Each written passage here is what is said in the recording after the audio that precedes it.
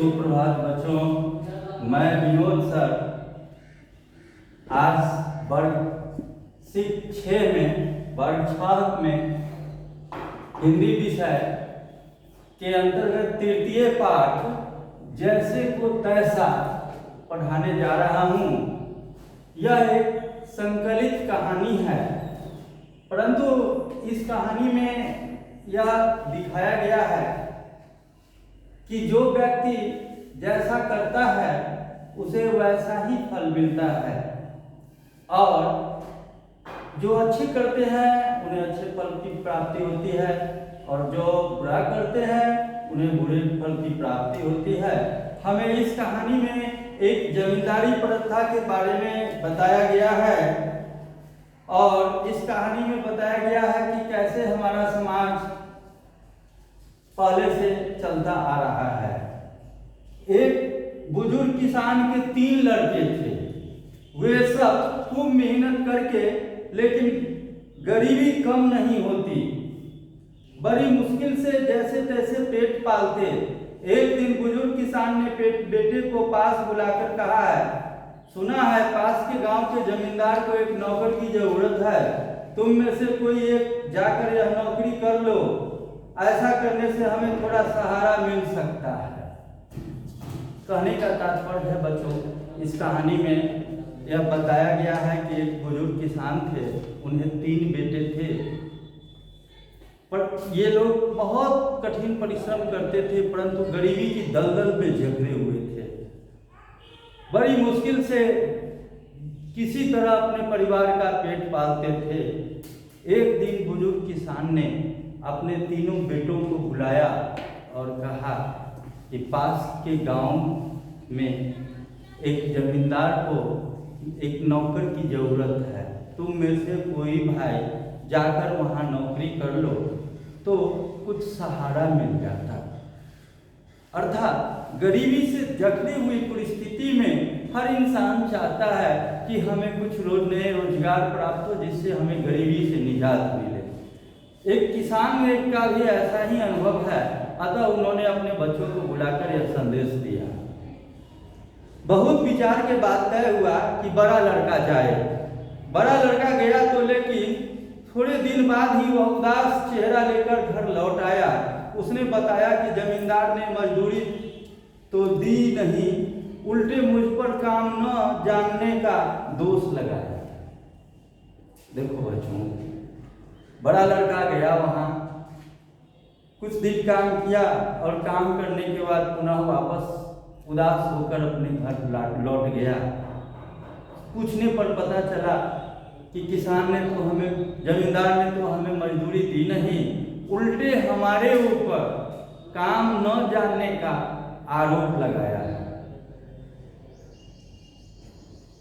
बड़े लड़के की बात सुनकर सबको बहुत दुख हुआ। इसके बाद मझले लड़के ने बड़ी आत्मविश्वास के साथ वहां जाने के लिए सबसे अनुमति ली, लेकिन कुछ दिनों बाद उसे भी जमींदार ने खाली हाथ वापस लौटा दिया। दूसरा भाई पुनः उस जगह पर जाता है, उसको भी जमींदार कुछ दिन तक काम ले लेता है और उसको भी खाली हाथ वापस लौटा देता है। यह देखकर सबसे छोटे लड़के को बहुत गुस्सा आया। वह अपने पिता से जमींदार के यहाँ जाने की जिद करने लगा। बुजुर्ग किसान छोटे लड़के को नहीं भेजना चाहता था, लेकिन उसकी जिद के आगे वह झुक गया। यह घटना सुनकर, यह दृश्य देखकर छोटा लड़का को बड़ा दुख हुआ। उसने अपने पिता से यह जिद किया कि मैं वहां नौकरी करने के लिए जाऊंगा। वह इतना जिद कर बैठा कि पिता को उसकी जिद के सामने झुकना पड़ा। छोटा लड़का जमींदार के पास पहुंचा। जमींदार ने उस युवक को ऊपर से नीचे तक देखा, फिर बोला, अच्छा तो अब तुम मेरे घर काम करोगे? तुम्हारे बड़े भाई तो किसी काम के नहीं थे, अब तुम क्या कर लोगे? लड़के ने कहा, मुझे एक मौका दीजिए, मैं कड़ी मेहनत करके दिखाऊंगा। जमींदार ने कहा, यदि बताया गया काम नहीं कर पाओगे तो मैं मजदूरी कुछ नहीं दूंगा। युवक बोला, मुझे शर्त मंजूर है। कुछ दिनों तक जमींदार ने उसे खेत में काम करने भेजा। वह भी मन लगाकर काम करता रहा। एक दिन जमींदार ने उससे कहा, देखो घर के पीछे पहाड़ पर बांस की कोपलें निकली हैं, उन्हें खिलाने बैल को ले जाओ। ध्यान रखना, कोपले तुम मत तोड़ना, बल्कि बैल को ही पेड़ पर चढ़ा देना। जमींदार खुश हो रहा था कि इससे यह काम तो होगा नहीं और अब तक की मजदूरी भी नहीं देनी पड़ेगी। उधर युवक ने बांस की झाड़ियों से बैल को मजबूती से बांध दिया। एक चाबुक लेकर बैल को पटकारता जाता और कहता जाता, अरे बैल पुंगी पर चढ़। बेचारा बैल कैसे पेड़ पर चढ़ता। राहगीर यह देखकर मजाक करते निकल जाते। जब जमींदार को इसकी खबर लगी तो वह दौड़ा दौड़ा आया और बोला, मूर्ख, क्या मेरे बैल को मार डालेगा? देखो बच्चों, तीसरे बालक को देखकर राजा ने उससे अपने खेत में कठिन परिश्रम का काम कुछ दिनों तक लिया और जब उनसे मजदूरी देने की बारी आई तो उसने अपने घर के पीछे लगे ऊंची पहाड़ पर एक बांस का बगान था, उस पर अपने बैल को कहा ले जाओ और बांस बैल को खिलाओ। यह काम बड़ा टफ था। उसने सोचा कि इससे होगा नहीं, इसके बदले में इसका मजदूरी काट लेंगे। बालक ने उसे ले गया और बांस की झाड़ी में बांध दिया और लगा बैल को पीटने। राहगीर जाता था तो देखता था कि यह कह रहा है कि अरे बैल बांस की पुनगी पर चढ़ और इसे पीटता है, बैल कैसे चढ़ पाएगा? यह खबर राजा तक पहुंची। राजा दौड़े दौड़े आए और उससे कहा कि अरे बैल, अरे मूर्ख, यह तुम क्या कर रहे हो? क्या तुम मेरे बैल को मार डालोगे? तब उसने चतुराई से कहा, देखिए मालिक, यह बैल कितना नासमझ है। मैंने समझाया कि आपका हुक्म है, पर यह पेड़ पर चढ़ता ही नहीं। बालक की चतुराई को देखकर देखिए कि वह कहा कि मैं इसको बार बार समझाता हूँ इस बैल को कि राजा का आदेश है पुनगी पर चढ़ना है, तुम जल्दी से चढ़ो, परंतु यह तो मेरा आदेश समझता ही नहीं है। जमींदार मात खा गया। उसने अपना हुक्म वापस ले लिया। वह मन महसूस कर रह गया। युवक मन ही मन बोला, कुटिल राक्षस को ऐसा सबक सिखाऊंगा कि हमेशा याद रखेगा। वह बालक बड़ा ही हौसला बुलंद और निर्भीक बालक था, कर्मठ था। उसने निश्चय कर लिया कि इस राक्षस को तो मैं सबक सिखा के ही रहूंगा। कुछ दिन बाद जमींदार ने दूसरी चाल चली। वह बोला, देखो मेरे मकान की छत पर साग सब्जी उगाओ, वहां ताजी हवा और खूब धूप है, तुम वहां गोभी के पौधे लगाने की तैयारी करो। देखिए, अब इसको और उससे टफ काम मिला कि छत पर गोभी का खेती करो, गोभी का फल उगाओ। यह कितना नामुमकिन काम है, फिर भी यह उसे आदेश देता है तैयारी करने के लिए। जमींदार ने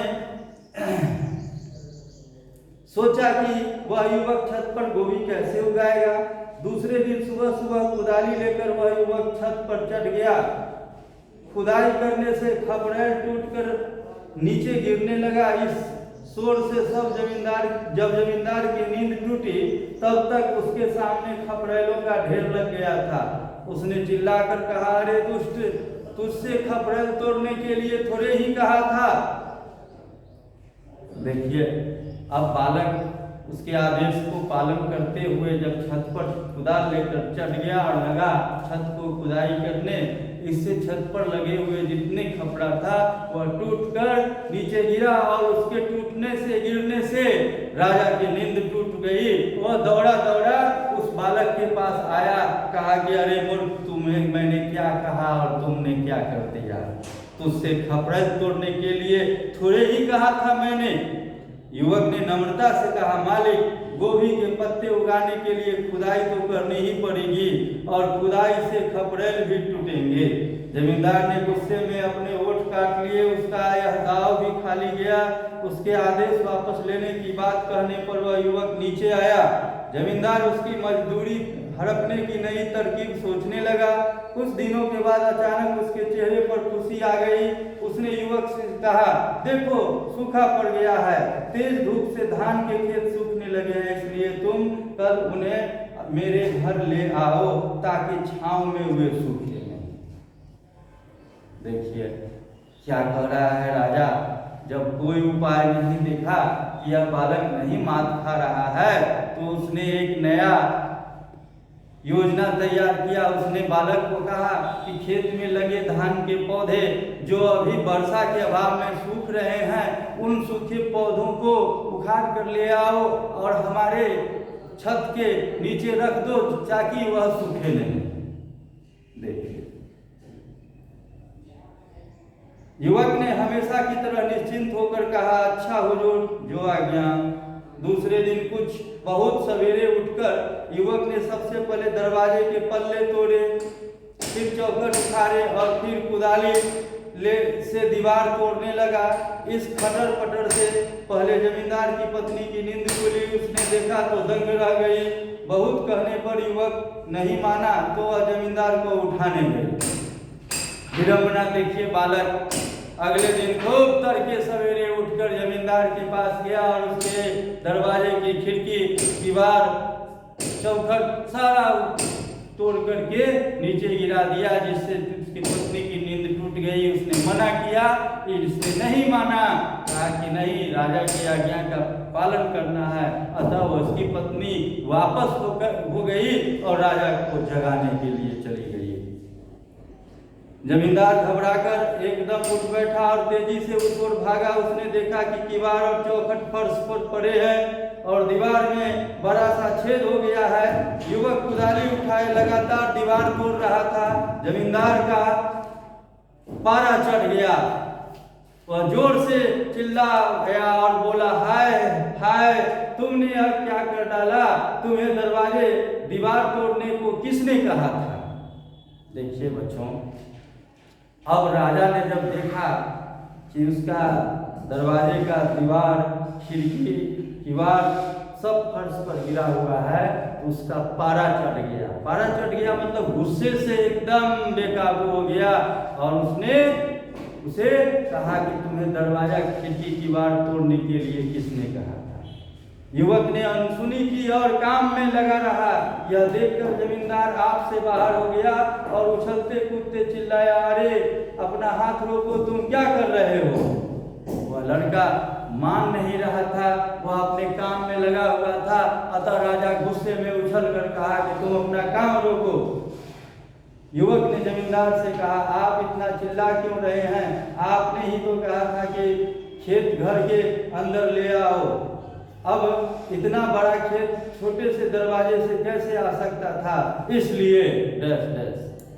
कहने का तात्पर्य है बच्चों, उसने बड़ा विनम्र आवाज में कहा, बालक ने विनम्र आवाज में कहा कि आप ही ने तो कहा था कि खेत को हमारे घर के आंगन में ले आओ, तो उतना बड़ा खेत दरवाजा से कैसे अंदर आ सकता है? अतः उसको लाने के लिए मैं दरवाजा, खिड़की को तोड़ रहा हूँ। युवक ने फिर कुदाली उठा ली। जमींदार ठगा सा रह गया। उसने हाथ जोड़कर कहा, अरे बस करो भाई, मेरा मकान मत तोड़ो, आगे से ऐसे काम तुम्हें नहीं बताऊंगा। युवक से 3 बार हारने के बाद जमींदार को अकल आ गई। वह युवक उसकी सोच से भी ज्यादा तेज निकला था। उस दिन के बाद फिर जमींदार ने कभी किसी को धोखा नहीं दिया और उसी दिन युवक का पूरा वेतन भी दे दिया। देखो बच्चों, अगर बालक उसके साथ यह नहीं चाल चलता, यह नहीं काम करता जैसे को तैसा, तो वह उस जमींदार को सबक कैसे मिलता?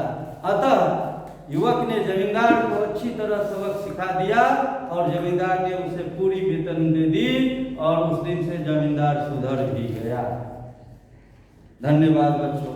अब आप इसका शब्दार्थ याद करेंगे और सारे प्रश्नों को बनाएंगे।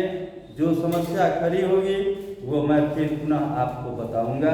इन सारे प्रश्नों का अभ्यास करेंगे। जो भी प्रॉब्लम हो उसका समाधान मैं स्वयं करूंगा। ये प्रश्नोत्तर है आपका। ये सब बनाएंगे, फिर जो प्रॉब्लम होगी। धन्यवाद बच्चों।